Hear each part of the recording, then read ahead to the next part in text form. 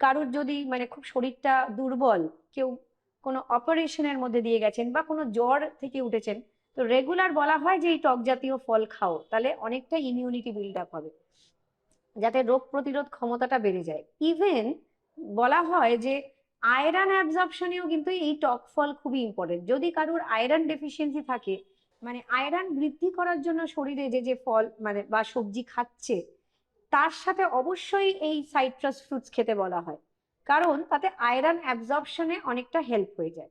তো এটা একটা বিষয়।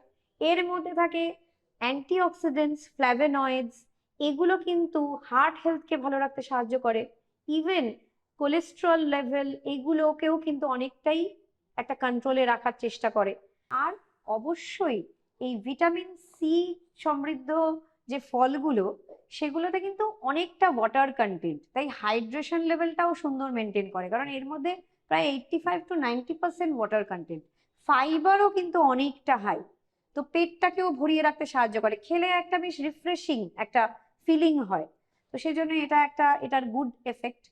এছাড়া এটা কিন্তু স্কিনকে অনেকটা ভালো রাখতে সাহায্য করে, কারণ এই ভিটামিন সি কিন্তু কোলাজেন প্রোডাকশনেও অনেকটা সাহায্য করে।